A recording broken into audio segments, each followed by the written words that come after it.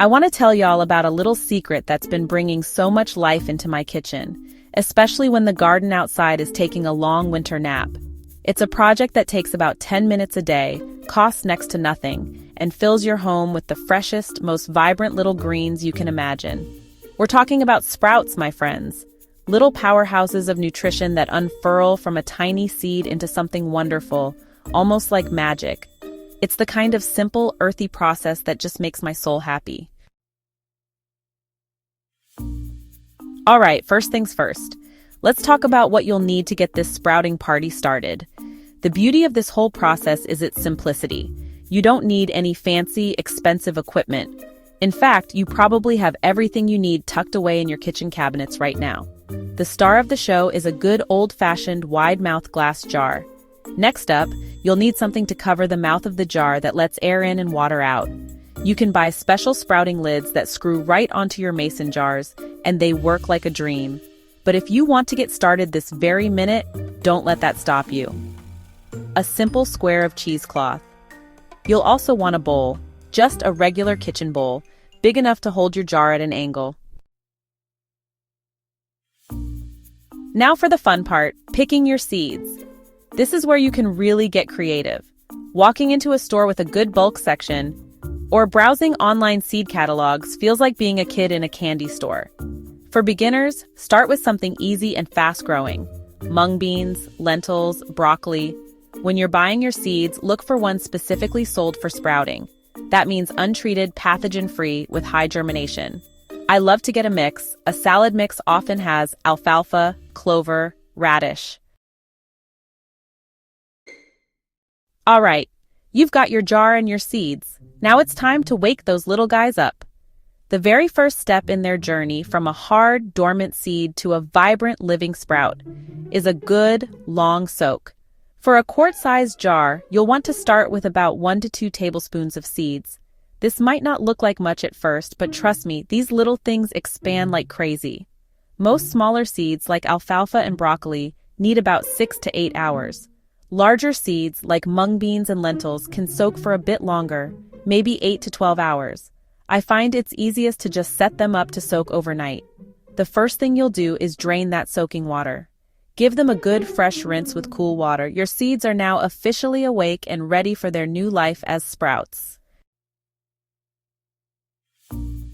Now that your seeds are soaked and awake, we move into the daily rhythm of sprouting, the rinse and repeat dance. This is honestly the simple and meditative part of the process that will become a quick and easy part of your daily routine. Twice a day, once in the morning and once in the evening, you'll give your sprouts a little shower. Fill it about halfway with cool water through the screen lid. Give it a gentle swirl and then drain completely. Tip it upside down, angle it in your bowl so air circulates and excess water drains away. Keep them damp, not waterlogged. Too much water invites trouble like mold. This whole rinse takes less than a minute. Within a day or two, tiny white tails will begin to poke out of the seeds. It's the most exciting moment. The kids and I gather around the jar to inspect the progress, cheering. From that first soak to a full jar of sprouts usually takes about 3 to 5 days. After just a few days of your diligent rinsing routine, you'll look at your jar and realize it's brimming with life. You'll know they're ready when the little leaves have opened up and turned a lovely shade of green. For most sprouts like alfalfa and broccoli, about 1 to 2 inches. Mung beans you can harvest when tails are about an inch. For the last few hours, move the jar to a sunny windowsill. The light encourages chlorophyll, turning them that vibrant green and boosting their nutrition. Give your sprouts one final thorough rinse. Dump them into a big bowl of clean water and swish. You'll notice hulls float or sink. Skim if you like, but they're edible. After the bath, get them as dry as possible. Colander, towel, or salad spinner.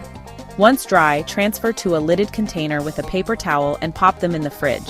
Properly dried and stored, they'll stay fresh and crunchy for up to a week. Now that you have this beautiful jar of crisp, homegrown sprouts sitting in your fridge, it's time to enjoy the fruits of your labor. One of my favorite ways is piled high on a sandwich or wrap. Whether it's a turkey and avocado sandwich or a hummus and veggie wrap, a generous handful adds delightful crunch. They can even be the star. A sprout salad with lemon vinaigrette, chopped nuts, and feta. Perfect as a light lunch or a side dish. Think beyond cold dishes. Add sprouts at the end of cooking so they keep crunch. Or sprinkle lentil sprouts over hot soup before serving. You can even blend them into smoothies. Kids won't notice. Sprouts unlock nutrients, making them easier to absorb, packed with vitamin C, antioxidants, and fiber. So go ahead, sprinkle them on everything. Now let's not forget the other reason we started this sprouting adventure. Our sweet little birds. When winter blankets the landscape, finding food becomes a daily struggle for them. Providing a source of fresh living food can make a world of difference. Your homegrown sprouts are a powerhouse of moisture and easily digestible nutrients. You don't need a fancy feeder. A shallow dish, terracotta saucer, or a small platform works great. Spread small handfuls of sprouted sunflower, millet, or wheat berries out for the birds. Place it where you can see from a window. Watching them discover this treat is half the fun. At first they may be hesitant, but once one brave sparrow or finch gives it a try, word spreads fast. Only put out a small amount, enough for a day, and keep the feeding area clean. A little handful in the morning is perfect, and it's become one of my favorite winter rituals. Sharing the bounty from our countertop garden with the birds outside feels like closing a beautiful circle of life. Can you believe how simple and magical sprouting can be? From a handful of seeds to a kitchen bursting with life, it's a tiny miracle anyone can grow. Imagine, one little jar on your windowsill can become a crunchy topping for your sandwich, a fresh treat for your feathered friends, and a reason to smile every day. Isn't it amazing how just a few minutes a day can bring so much freshness, flavor, and pure joy into your home? Why not let your kitchen be the start of something green and wonderful? So what are you waiting for? Clear a little spot on your counter, grab some seeds, and let's grow something together. Here's my secret. Every thriving garden is sprinkled with love, laughter, and maybe a pep talk or two for those stubborn little seeds. Your green thumb is just waiting to shine.